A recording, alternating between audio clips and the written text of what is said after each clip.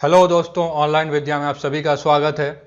I hope आप सब लोग अच्छे होंगे और तैयारी भी बहुत अच्छे से कर रहे होंगे। शुरू करने से पहले मैं छोटी छोटी 3 बातें आप लोगों को साथ शेयर करना चाहता हूं। पहली तो ये कि जो लोग नए जुड़ रहे हैं चैनल को ज़रूर सब्सक्राइब कीजिए ताकि जब भी मैं लेटेस्ट कोई भी वीडियोज़ अपलोड करूँ आप लोगों को तुरंत उसकी नोटिफिकेशंस मिल पाएँ। दूसरी चीज़ मैं आपको बताना चाहता हूँ कि जिनको भी ऐसा लगता है कि जो भी वीडियोज़ मैं अपलोड कर रहा हूँ उसके पीडीएफ बहुत सारे लोग चाहते हैं कि मैं पीडीएफ से पढूं या पीडीएफ अपने फ्यूचर में उसको अ, याद करने के लिए या उसकी प्रैक्टिस करने के लिए उसको रखना चाहते हैं। आप लोग उसको कमेंट में मेंशन जरूर कीजिए कि पीडीएफ चाहिए, तो मैं उसको डिस्क्रिप्शन में आप लोगों के लिए अवेलेबल करा दूंगा। तीसरी चीज़ मैं आपको ये कहना चाहता हूँ कि बहुत सारे वीडियोज़ ऑलरेडी यूट्यूब हमारे चैनल्स में अवेलेबल हैं। डिटेल में वीडियोस अवेलेबल हैं। बूस्टर सीरीज हमने चलाए थे फिजिक्स के, केमिस्ट्री के, बायोलॉजी के 500 क्वेश्चंस के, वो अभी भी चल रहे हैं। उसको हम लोग रेगुलर बेसिस में अपडेट भी कर रहे हैं। तो अगर वो आपने नहीं देखा तो आप प्लेलिस्ट में जाके देखिए। अगर आपको लगता है कि कुछ पर्टिकुलर स्पेशल वीडियोस बनानी चाहिए किसी खास टॉपिक के रिलेटेड, तो वीडियोस जब मैं बनाता हूँ तो उसके नीचे आप लोग उसको मेंशन कर दीजिएगा, उससे रिलेटेड हम लोग ज़रूर आपको वीडियोस प्रोवाइड कर देंगे। तो चलिए आज शुरू करते हैं। देखिए, पहला जो आप लोग देख रहे होंगे पोस्टल मीटर। पोस्टल मीटर का आविष्कारक कौन है ये आपको यहाँ पे बताना है। यहाँ पे आप लोग ऑप्शन देख रहे होंगे, जो 4 नाम आप लोग देख रहे होंगे, फाइडोर पेरोट्स्की, आर्थर पेट्री, फ्रिज पेल्यूम्बर और स्टेफन पेरी। ये जो चारों के चारों हैं ये चारों एक वैज्ञानिक हैं। प्रीवियस वीडियोस में भी मैंने बताया था कि जब मैं 10 क्वेश्चंस करा रहा हूँ तो आप लोग उसको ध्यान से देखिएगा, क्योंकि उसी में से आप लोगों को और भी 5 क्वेश्चन निकल के आएंगे और उसमें से पांचों क्वेश्चंस जो हैं वो घुमा के पूछता है इसी तरीके से। पोस्टल की जगह पे कुछ और पूछ लेगा, उस पर आंसर कुछ और होगा। तो ये जैसे कि मैंने बताया चारों के चारों आविष्कारक है, किसी ना किसी चीज का खोज इन लोगों ने किया है। तो इस पर्टिकुलर क्वेश्चन का उत्तर हो जाएगा पोस्टल मीटर जो है इसको आर्थर पेटनी ने आविष्कार किया था। तो बाकी जो साइंटिस्ट हैं, बाकी जो आविष्कारक हैं, उनके बारे में देख लीजिए। देखिए, आर्थर एच पेटनी ये इनका पूरा नाम है। ये कौन है? ये एक अमेरिकी आविष्कारक थे जिन्हें डाक मीटर के पिता के रूप में जाना जाता है। और पिटनी ने 9 दिसंबर 1901 को दुनिया के पहले डाक मीटर के लिए एक पेटेंट आवेदन किया। पेटेंट क्या होता है? जब भी आप कोई चीज़ आविष्कार करते हैं या कोई चीज़ बनाते हैं, आपको लगता है कि ये आप उसके जनक हैं या पहले ही आपने उसको बनाया है, इससे पहले किसी ने नहीं बनाया, तो आपको उसको एक पेटेंट देना पड़ता है, यानी कि पेटेंट के लिए आवेदन करना पड़ता है। जब भी कोई उस चीज़ को यूज़ करेगा तो वो आपको याद करेगा या उसकी जो क्रेडिट है वो आपको उसको देना पड़ेगा। तो इसको नॉर्मल भाषा में पेटेंट कहते हैं। नेक्स्ट जो साइंटिस्ट आते हैं वो है फ्योडर पेरोट्स्की। ये एक यूक्रेनी मूल के रूसी इंजीनियर थे और दुनिया के पहले रेलवे विद्युतीकरण प्रणाली और इलेक्ट्रिक ट्राम के आविष्कारक थे।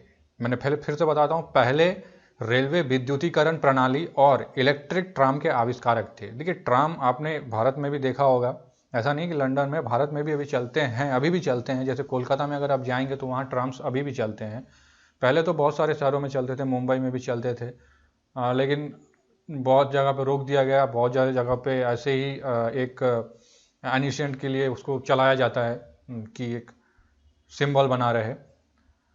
तो इनके जो आविष्कारक थे ये फ्योडर पेरोट्स्की हैं। ये एक यूक्रेनी मूल के रूसी इंजीनियर थे। तीसरा देखिए, फ्रिज पेल्यूम्बर। ये एक जर्मन ऑस्ट्रियाई इंजीनियर थे जिसने ध्वनि की रिकॉर्डिंग के लिए चुंबकीय टेप का आविष्कार किया था। चुंबकीय टेप यानी कि जब आप कुछ रिकॉर्ड करते थे तो पहले के ज़माने में एक गोल का इस तरह का एक रिकॉर्डर हुआ करता था जिसमें लंबा सा टेप, ऐसा रील इसमें रहता था, जिसको आप रील भी कहते थे। तो उसके जो चुंबकीय जो टेप हैं उसको आविष्कारक किसने किया? वो फ्रिज पेल्यूम्बर ने किया था। स्टेफन पेरी जो हैं ये 19वीं सदी के एक ब्रिटिश आविष्कारक और व्यापारी थे। इनकी एक कंपनी थी। कंपनी का नाम क्या था? Messrs Parry and company. Company का नाम इंपॉर्टेंट नहीं है, लेकिन इनका जो रबड़ है, खास तौर से रबड़ दो होते हैं, दो तरह के होते हैं। एक रॉ जो ऐसे ही निकलता है और दूसरा जो उसको प्रोसेस किया जाता है वल्कनाइज, जिसको आप वल्कनाइज रबर कहते हैं। तो वल्कनाइज रबर में जो है इनका योगदान बहुत अधिक है और उसके लिए इनको याद भी किया जाता है। इनका नाम है स्टेफन पेरी, आप लोग इसको याद रखिएगा। नेक्स्ट क्वेश्चन देखिए, रिंग वॉर्म यानी कि दाद। ये जो डिजीज होता है ये किसके कारण होता है? कवक के कारण होता है, जीवाणु के कारण होता है, वायरस के कारण होता है या मक्खियों के कारण होता है? फंगी, बैक्टीरिया, वायरस या फिर फ्लाइज?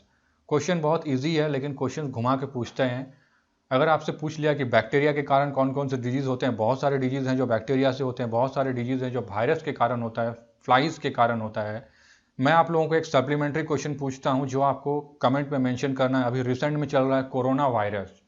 आपको ये बताना कि कोरोना वायरस जो है ये जानवरों से फैलता है, जानवरों से फैल रहा है या किस चीज़ से फैल रहा है। एक्चुअली इसके अलग अलग एक विचार बने हुए हैं वैज्ञानिकों में, लेकिन आप लोगों को अपने रिसर्च के हिसाब से जो भी आपको लगता है उसको आप लोग कमेंट पे मेंशन कीजिए कि इस पर्टिकुलर चीज़ से कोरोना वायरस फैल सकता है या फैल रहा है।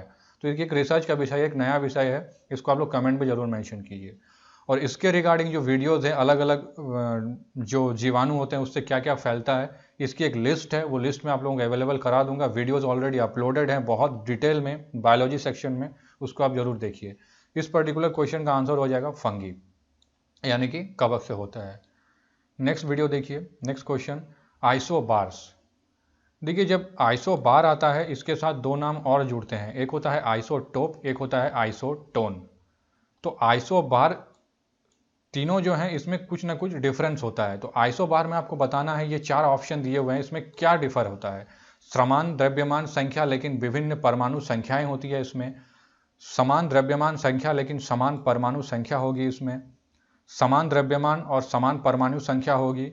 विभिन्न द्रव्यमान और विभिन्न परमाणु संख्या होगी। इसमें क्या होगा, same mass number different atomic number, same mass number same atomic number, different mass number same atomic number, या फिर same mass number same atomic number, different mass number different atomic number. क्या होगा इसमें आइसोबार में? तो पहले इसका उत्तर देख लीजिए। इसका उत्तर हो जाएगा same mass number different atomic number. समान द्रव्यमान संख्या लेकिन विभिन्न परमाणु संख्याएं इसमें होती है। ठीक है, इसको बहुत ज़्यादा जटिल नहीं बनाते हैं, इसको बहुत आसान हम लोग समझते हैं। ठीक है, बाकी दो को भी समझ लेते हैं एक साथ में। देखिए जो आइसोटोप होता है, पहले आइसोटोप के बारे में डिस्कस करते हैं। आइसोटोप जो होता है उसमें सेम एलिमेंट जो होता है, सेम एलिमेंट को हम लोग लेंगे विथ डिफरेंट मास नंबर, लेकिन उसका जो एटॉमिक नंबर है वो सेम होगा। यानी कि सेम एलिमेंट, मास नंबर अलग अलग होंगे, एटॉमिक नंबर सेम होंगे। क्लियर है?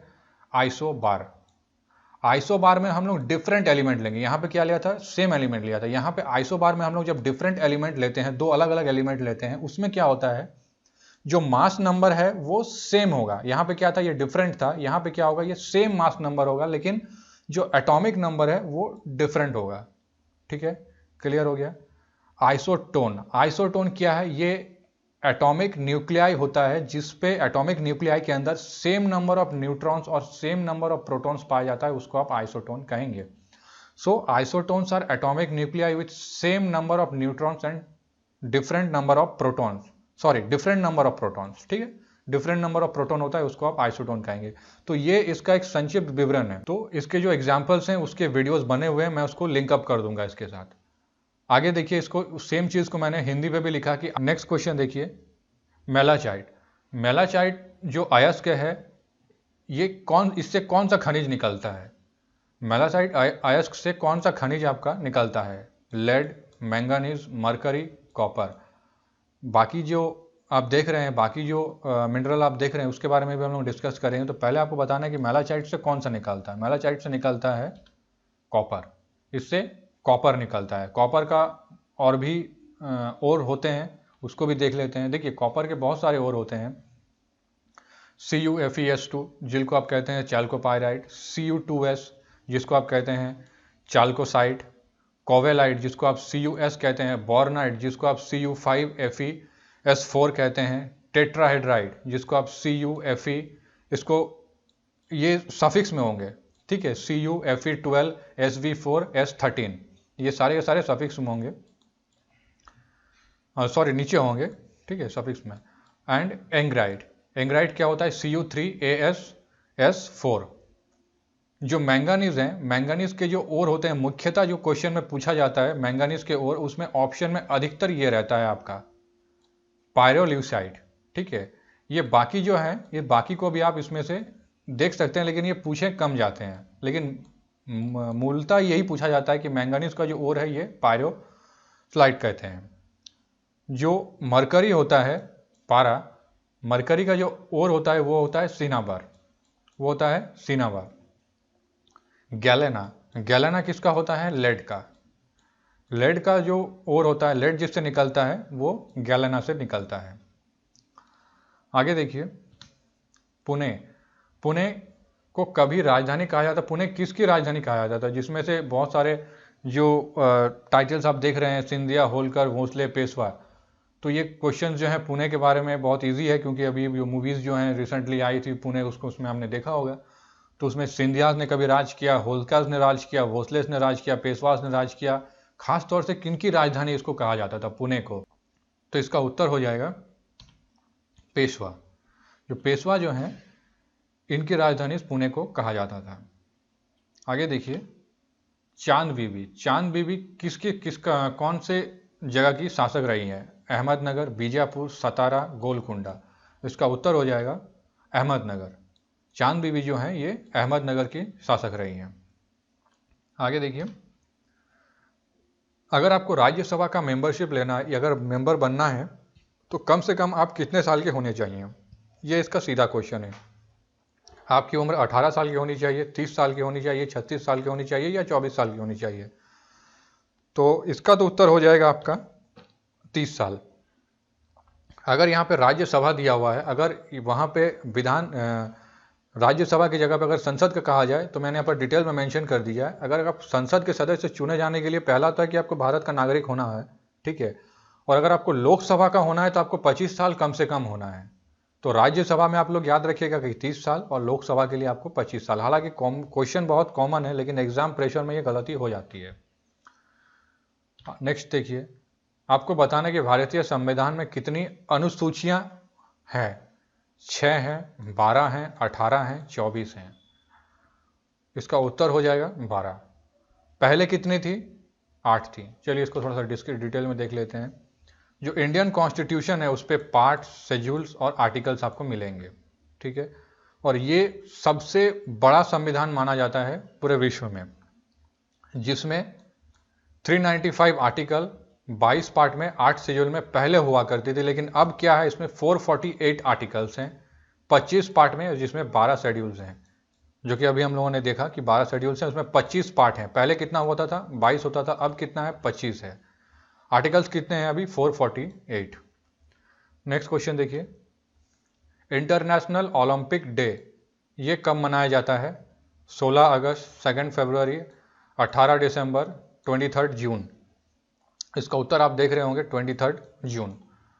इंपॉर्टेंट क्वेश्चन है कि इंटरनेशनल ओलंपिक डे कब मनाया जाता है? 23 जून। नेक्स्ट क्वेश्चन देखिए, हाइड्रा। जो हाइड्रा है ये इसका रिप्रोडक्शन कैसे होता है? इसका प्रजनन जो प्रणाली है वो क्या है? Fragmentation, multiple fission, budding, binary fission, विखंडन, एकाधिक विखंडन, नवोदित या फिर बाइनरी विखंडन। ये किससे बनता है हाइड्रा? डिटेल में हम लोग देखेंगे चारों ऑप्शंस को। इसका पहले उत्तर देख लीजिए, इसका उत्तर हो जाएगा बर्डिंग। बर्डिंग क्या है? अब नवोदित। इसका उत्तर देखिए, जो डिटेल डिस्कशन देख लीजिए इसका आप। बर्डिंग, बर्डिंग क्या है आप यहाँ पे देख रहे हैं, हाइड्रा, यहाँ से एक उभार दिखता है, उस पे से फिर एक जो हाइड्रा है निकलता है और फिर धीरे धीरे जाके ये छठे पार्ट में अलग हो जाते हैं। इसको आप बर्डिंग प्रोसेस कहते हैं। फ्रेगमेंटेशन क्या है? एक ही ऑर्गेनिज्म रहेगा जो अलग अलग भागों में डिवाइड हो जाएगा और फिर उससे एक 3 नए ऑर्गेनिजम्स उसमें से बनेंगे। इसको आप कहेंगे फ्रेगमेंटेशन रिप्रोडक्शन। बाइनरी में क्या होता है? सपोज कि यहाँ पे देखिए आप अमीबा अगर देख रहे होंगे, अमीबा का जो न्यूक्लियस है वो बीच में डिवाइड हो जाता है। पहले ये बीच में डिवाइड होगा और फिर 2 अमीबा अलग अलग डॉटर सेल्स में ये डिवाइड हो जाएंगे, ठीक है। ये एक अमीबा तैयार हो गया, ये एक अमीबा तैयार हो गया, ये बाइनरी फिजन होता है। अब देखिए मल्टीपल फिजन। जो मल्टीपल फिजन होता है उसमें से पेरेंट सेल के जो सिस्ट हैं उसमें वो अलग अलग डिवाइड होके फिर उसमें से अलग अलग बहुत सारे जो हैं डॉटर सेल्स उसमें से रिलीज होते हैं और उसी डॉटर सेल से फिर वो तैयार होते हैं। ये होता है मल्टीपल फिजन रिप्रोडक्शन। तो इसको मैंने एज ए डायग्राम आपको समझाने की कोशिश की है। अगर आपको हिंदी इंग्लिश तीनों का विवरण चाहिए, सेम चीज़ यहाँ पे आप देख सकते हैं, यहाँ पे लिखा हुआ है सेम चीज़, लेकिन अगर आप डायग्राम से समझेंगे आप इसको आसानी से समझ पाएंगे, क्योंकि ये क्वेश्चन बायोलॉजी में बहुत इंपॉर्टेंट है। तो यहाँ पे ही इसका एक छोटा सा डिस्क्रिप्शन मैंने सभी का दे दिया है। तो फ्रेंड, ये आपके 10 क्वेश्चंस थे जो हम लोगों ने डिस्कस किए, और आगे भी इसी तरह से वीडियोस हम लोग बनाते रहेंगे। अगर आपको वीडियोस पसंद आ रहा है तो आप लोग वीडियोस को लाइक जरूर कीजिए, वीडियोस को सब्सक्राइब जरूर कीजिए, चैनल को सब्सक्राइब जरूर कीजिए, ताकि आपको उसके से लेटेस्ट नोटिफिकेशन से वो मिल पाए। अपने कमेंट जरूर दीजिए, इसी से हमें एक ऊर्जा मिलती है नए वीडियोस बनाने के लिए। सो अभी के लिए थैंक यू, गुड डे।